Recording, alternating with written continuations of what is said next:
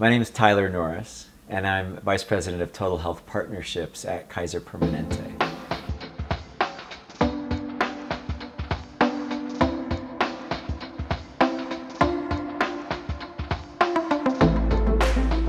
Is that I'm focused on total health, which for us is three things. One, it is ensuring that everything we do is addressing the whole health of a person, spirit, mind, body, not just physical. Secondly, it's about clinical community integration. It's of access to healthy foods and places to be physically active and housing that's of a good quality and the ability to be mobile and move around a community. Take all the community assets and wrap that around the delivery system so that we're able to not only provide clinical quality but total quality of people's health and well-being. And third, it's about how we bring every asset of our $60 billion company to bear on the health of people and places. First, we need to talk about what creates health in the first place. And only 10% of what creates the health of people has to do with access to medical care. Our biological inheritance, our genetics, essentially another 30%. And 60% has to do with our lifestyle and behaviors, which are mostly shaped by the socioeconomic environment in which we live. So, as an integrated delivery system that offers health care services and coverage through health plans, we are at risk for the health of the population and those members that we serve.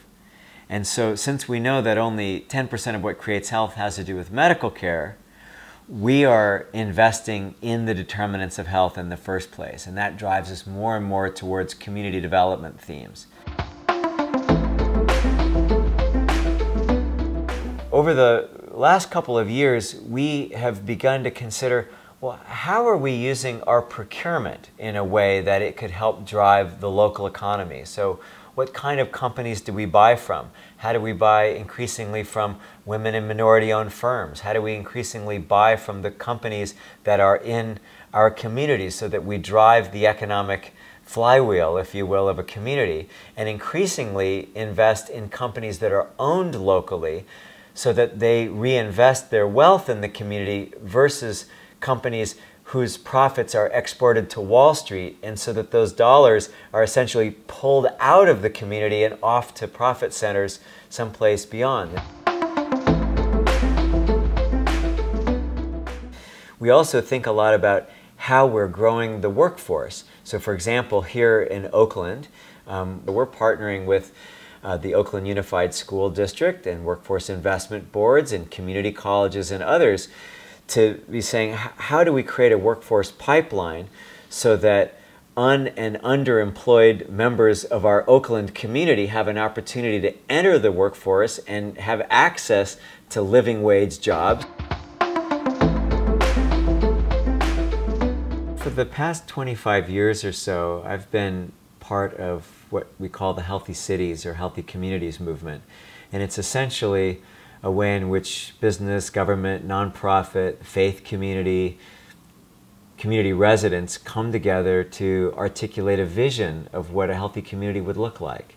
So in a way, it's really the finest form of democracy, of civic engagement, more than just voting, is how do communities come together to solve problems, bring together assets, and implement them, and then hold themselves accountable for their outcomes. So rather than looking at government alone or looking at business or anything, we're looking at the diversity of the community to essentially own its well-being and to be part of the solution, not just pointing fingers at others.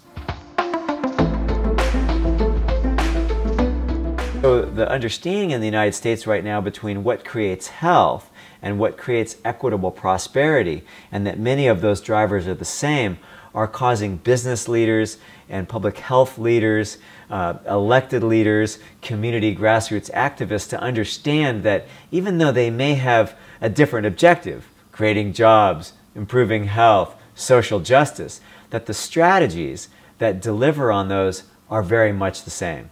The understanding that placemaking, when we create places that are magnetic, that draw people together, that get them physically active, where we share food, we connect with each other, that's actually what creates health.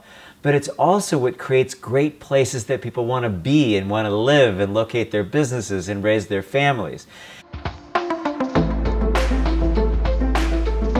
So having purpose and meaning and making a contribution and doing that with people we care about and who care about us is by very definition health producing, and it builds a sense of resilience so that it actually supports healthier lifestyles in the process.